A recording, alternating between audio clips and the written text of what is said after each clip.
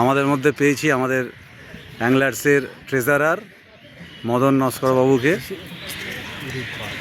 ঠিক আছে, আপনি আমাদের এই 70 ফুট এবং মাছ কীরকম কী খাচ্ছে এই ব্যাপারে কিছু বলুন।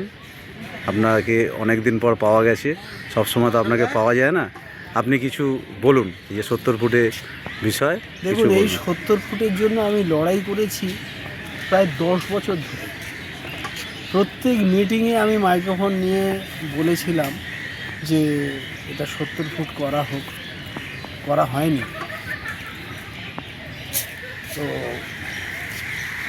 সেই জন্য এখন যে কমিটি এসছে এই কমিটি এটা করতে সক্ষম হয়েছে। এর জন্য আমি কেন, আমার অন্তত 100 বয়স্ক বন্ধুরা তারা এনার মতন লোককেই চাই লেকে। এত খুশি হয়েছেন তেনারা যে ভাবতে পারবেন না। যে বলছি যে আপনাদের এই কমিটি আয়ু যেন অনেক বেশি হয়, মানে আমাদের জন্য অন্তত একটু ভেবেছে তারা। আচ্ছা, বলছি এই যে 70 ফুট করা হলো, আপনাদের মানুষের মধ্যে রেসপন্স কেমন? আগের থেকে কি সিট সংখ্যা বেড়েছে? অনেক বেড়েছে, অনেক বেড়েছে। মানে আমরা দেখেছি এখানে 5টা 6টা 7টা করে মানে সিট হয়েছে। আজকের আমি মানে হিসেবটা রাখছি বলে আমি আর কি বুঝতে পারছি প্রচুর বেড়েছে, প্রচুর। আর আগামী দিনে আমরা যা মাছ ফেলতে চলেছি, আগামী দিনে আমার মনে হয় টিকিট পাওয়া যাবে না, এরকম মানে একটা সময় আসবে।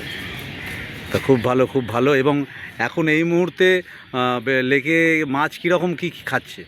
মাছ মোটামুটি খাচ্ছে, খুব যে বেশি খাচ্ছে তা নয়, তবে ওই মোটামুটির মধ্যে কয়েকটা কিন্তু বড় মাছ খেয়ে গেছে, খাচ্ছে।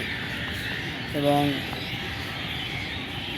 আরও চাপ চাই মাছ, আমি ওইসব রেখে ঢেকে কথা বলতে পারি না। মাছ আরও চাপ চাই। আমাদের কাছে যে টাকাটা আছে সেই টাকাটা শুধুমাত্র আমাদের খরচের টাকাটা রেখে সবটাই মাছ ফেলা হবে, এটা আমরা সবাই মিলে অঙ্গীকার করেছি। আশা করছি এই মাছটা ফেলতে পারলে আগের লেকে আমরা ফিরে পাবো। তা মোটামুটি কীরকম কি মাছ আপনারা ছাড়বেন এরকম ঠিক হয়েছে? মোটামুটি মোটামুটি একটা অ্যাপ্রক্স আইডিয়া?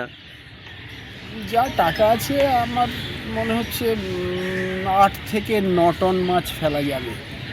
আচ্ছা আচ্ছা, এই টাকাটা ফেলা যাবে। আমাদের সবেমাত্র শুরু হয়েছে। আগামী হয়তো শনিবার বা হয়তো সোমবারের মধ্যেই আরও অন্তত 2 গাড়ি মাছ আসবে।